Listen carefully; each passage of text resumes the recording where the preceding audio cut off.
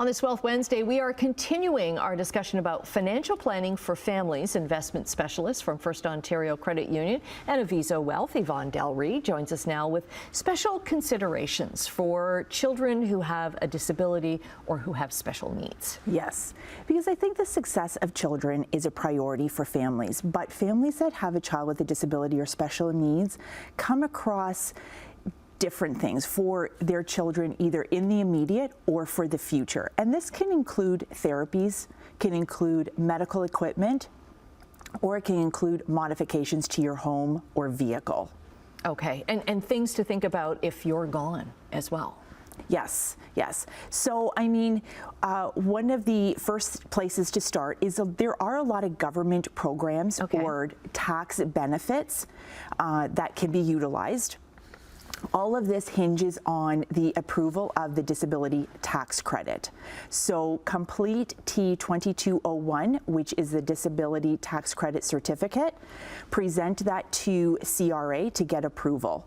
Once you have approval for that, the disabled person can utilize the disability tax credit for themselves to reduce their taxable income, or it can be transferred to their supporting family.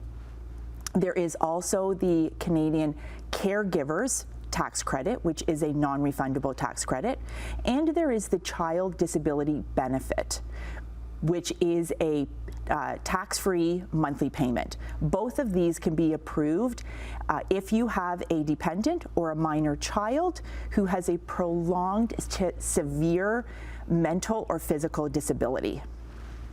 Okay, and then, so let's talk more about the disability savings plan. Yes, so we've talked about this in previous Wealth Wednesdays, which is the Registered Disability Savings Plan. This is a government-implemented savings structure specifically for individuals who qualify for the disability tax credit. It is funded through contributions and grants and bonds from the government. Lots of benefits. Talk to your advisor. But what I really also want to talk about is what happens to your dependent child when the parents pass away, and specifically Henson Trusts, right? So it is a fear that what happens to my disabled child if I were to pass away, right? Especially if they have a decrease in mental capacity for financial decisioning, and if they need to stay qualified for some of the social benefits and social payments, and Ontario specifically, ODSP. So Henson Trusts are a great tool to utilize. Henson Trust is a legal contract.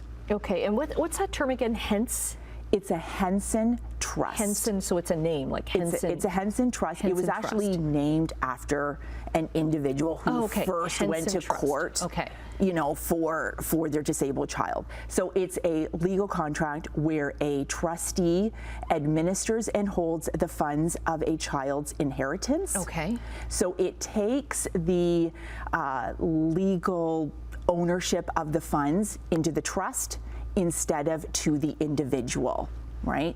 So they can then still qualify for their social programs.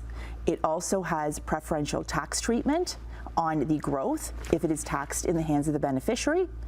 The beneficiary does not have immediate access to the funds, so access to the funds on demand. Yep.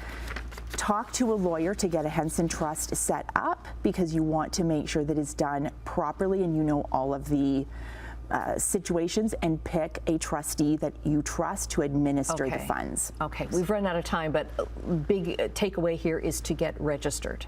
To get registered for the disability tax credit, and to speak to a lawyer about, you know, what happens if you were to pass away. Okay, so lots of valuable information all packed into a short amount of time, but thanks. I'm sure this is going to help a lot of families. Yes, absolutely. We'll get more, all the links up on chch.com/morninglive.